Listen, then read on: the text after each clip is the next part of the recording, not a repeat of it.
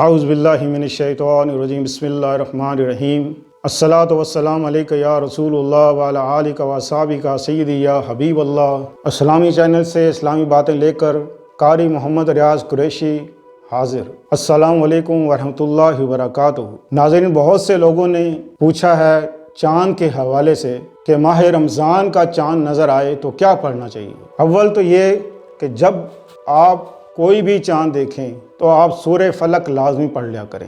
رمضان کے حوالے سے جب آپ کو رمضان کا چاند نظر آئے، سب سے پہلے سورہ فلق پڑھیں اور 21 بار سورہ قدر پڑھیں۔ بسم اللہ الرحمن الرحیم۔ انا انزلناہ فی لیلۃ القدر وما ادراک ما لیلۃ القدر لیلۃ القدر خیر من الف شہر تنزل الملائکۃ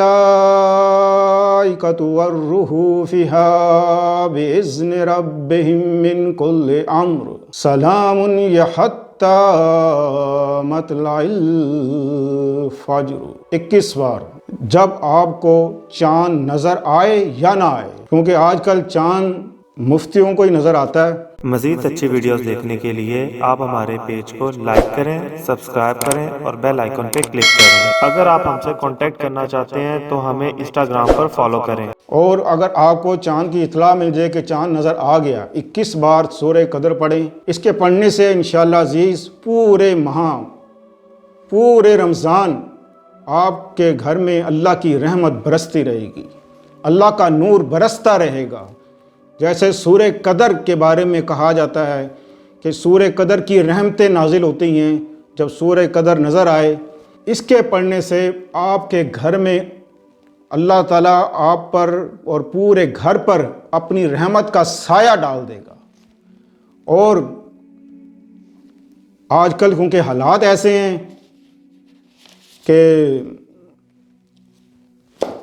جو وبا پھیلی ہوئی ہے، اس کی وجہ سے ہر انسان پریشان ہے، تو بالخصوص یہ پڑھنا آپ کے لیے بہت ضروری ہے کہ آپ کو کسی قسم کی کوئی حاجت ہو، کوئی مسئلہ ہو، کوئی پریشانی نہ رہے آپ کے لیے، اور غیب سے اللہ تعالیٰ آپ کی مدد کرے، رزق آپ کا بڑھے، اور اللہ تعالیٰ آپ کا اتنا رزق بڑھائے گا کہ آپ لوگوں کو دیں گے، لوگوں کے لیے آسانیاں پیدا کریں گے انشاءاللہ عزیز۔ آپ خود بھی جہاں تک میری بات پہنچ رہی ہے، آپ سن رہے ہیں، آپ اس کو لوگوں تک پہنچائیں، اور جس کو آپ جانتے ہیں آپ یہ بتائیں، تاکہ کسی ایک شخص کے گھر میں بھی کوئی بھی شخص اللہ کی رحمت سے مایوس نہ ہو، اللہ کی رحمتوں سے مایوس نہ ہو۔